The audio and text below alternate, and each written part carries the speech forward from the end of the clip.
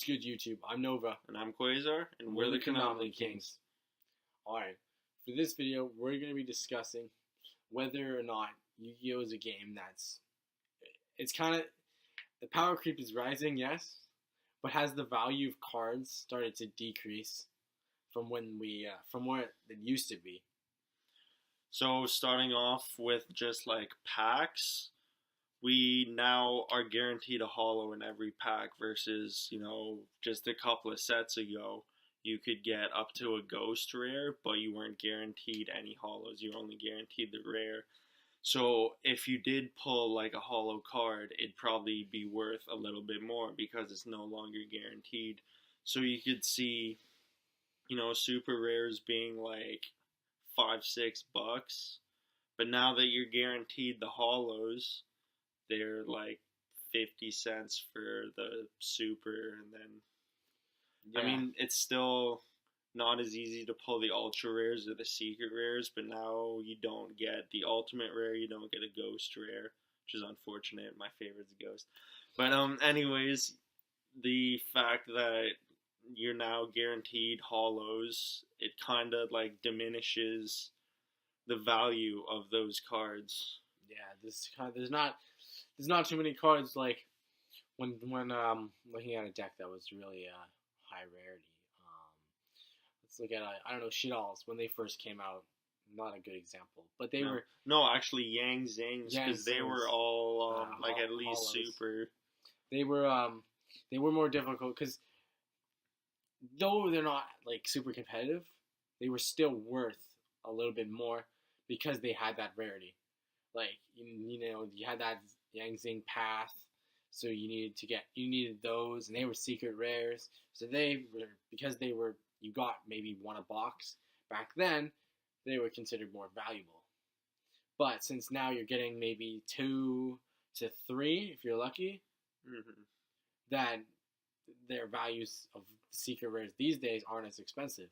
Like if we look at Dark Destroyer, when Cosmo Dark Destroyer came out, the card was worth like $108. But now we got but now we got like Cosmo Eclipse, Dark Eclipser, and the Dark Planet that just came out, and they're only worth like I don't think Eclipser's worth much. Yeah, that's only worth like $5, and then Dark Planet, which is like the big boss monster now, it's still only like $20, and that's a secret rare. So I mean, right?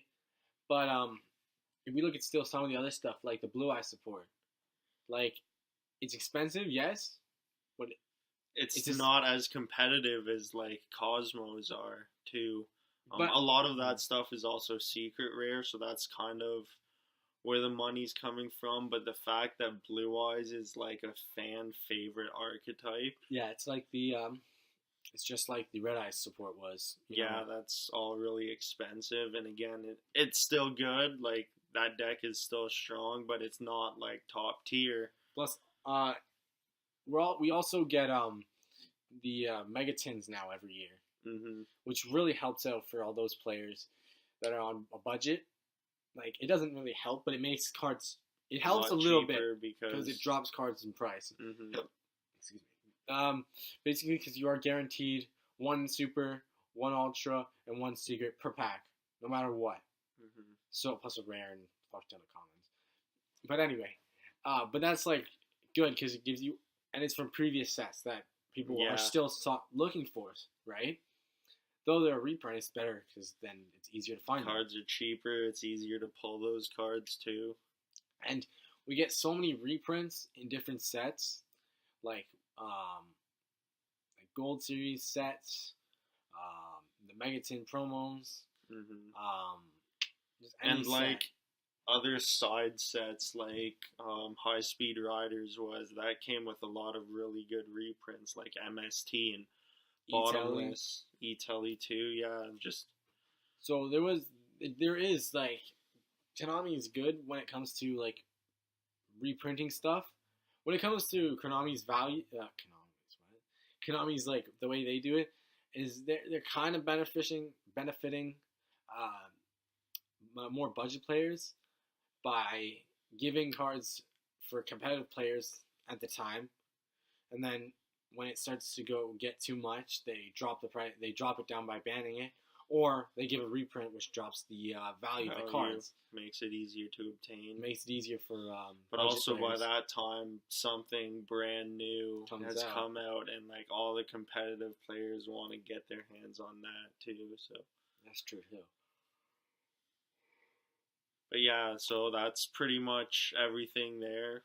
Yeah, I mean, like overall, Yu-Gi-Oh is probably one of the easier games to cheaper than most card games actually to play because if we look at like Pokemon or like Vanguard, those games don't get much reprints, if any. Like, I mean, if any, really. Yeah, exactly. So remember to comment, like, and subscribe, and we'll see you next time.